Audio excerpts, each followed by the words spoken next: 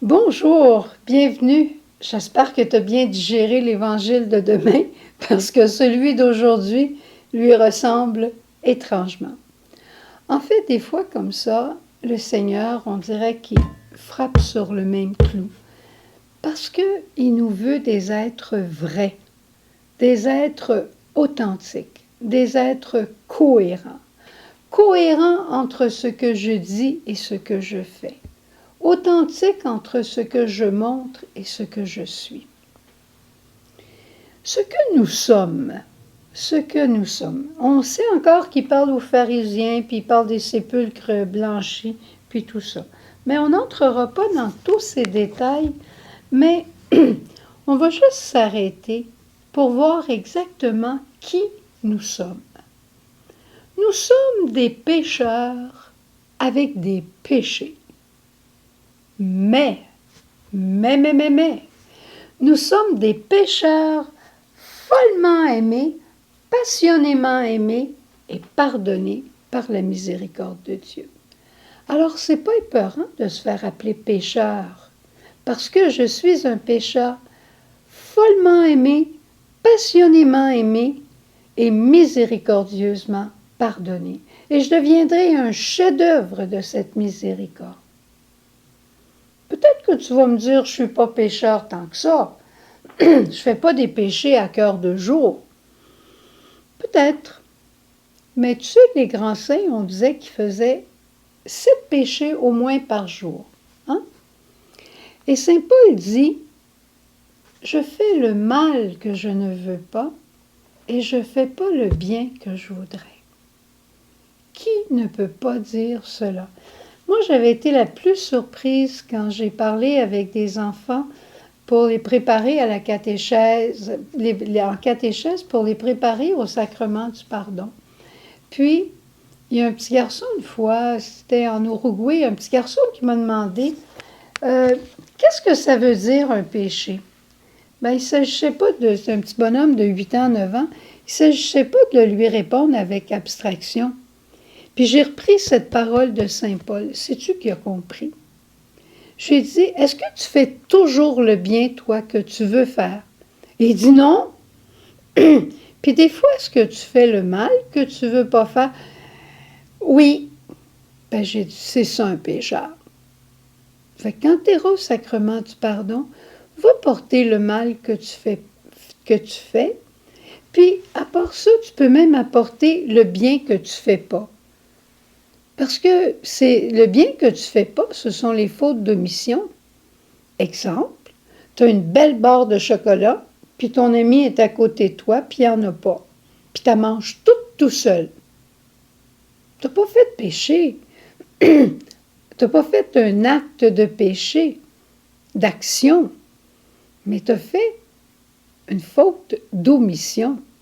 Tu aurais pu lui en donner. Tu aurais pu partager.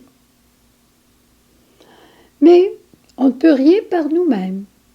On ne peut rien par nous-mêmes, mais on peut tout avec celui qui nous fortifie.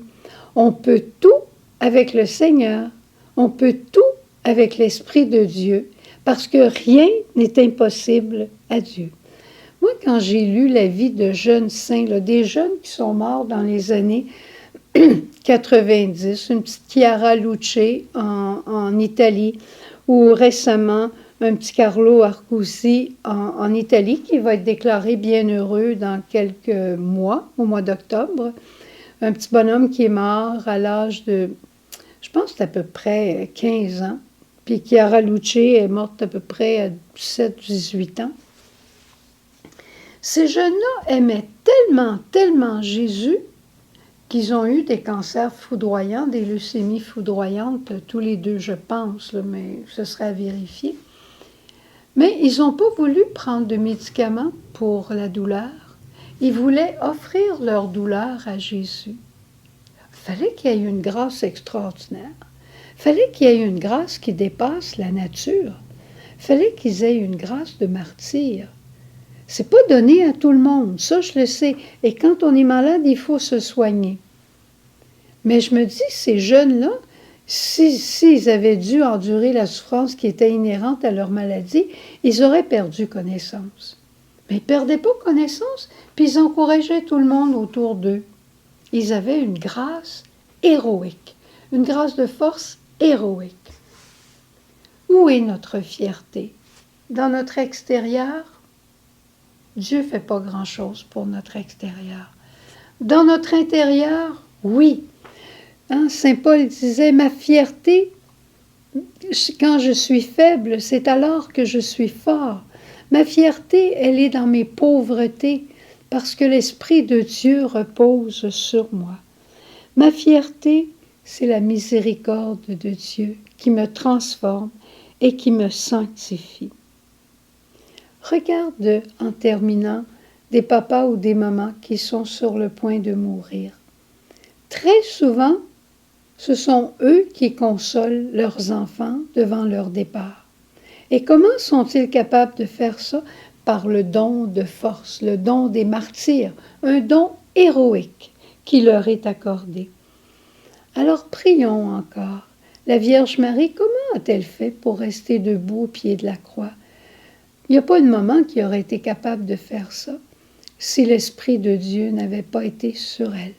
Alors demandons cet Esprit de Dieu pour être des témoins authentiques et pour être des témoins héroïques. On leur demande à la Vierge Marie, on le demande ensemble. Je te salue Marie, pleine de grâce, le Seigneur est avec toi. Tu es bénie entre toutes les femmes, et Jésus, le fruit de tes entrailles, est béni. Sainte Marie, Mère de Dieu, prie pour nous pécheurs, maintenant et à l'heure de notre mort. Amen.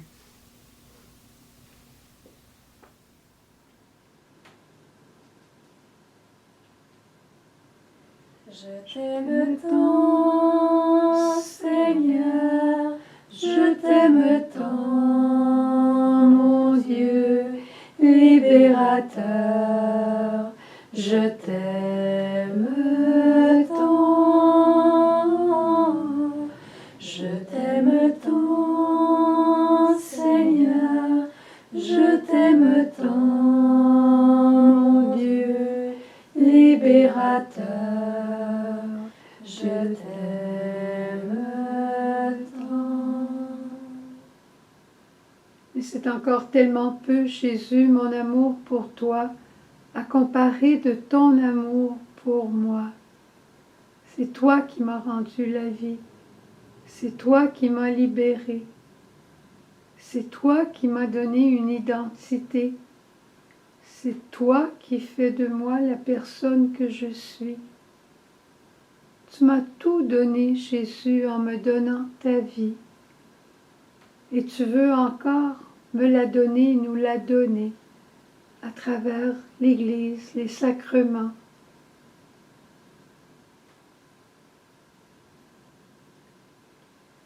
Tu m'aimes tant, Seigneur, tu m'aimes tant, mon Dieu, libérateur, tu m'aimes tant,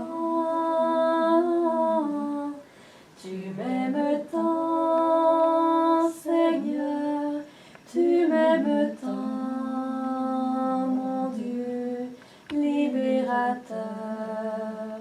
Tu m'aimes tant.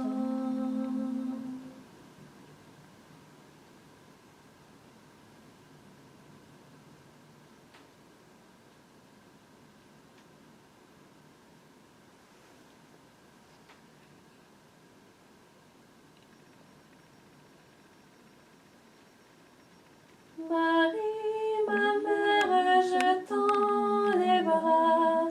C'est ma prière, dirige mes pas. Marie, ma mère, je tends les bras.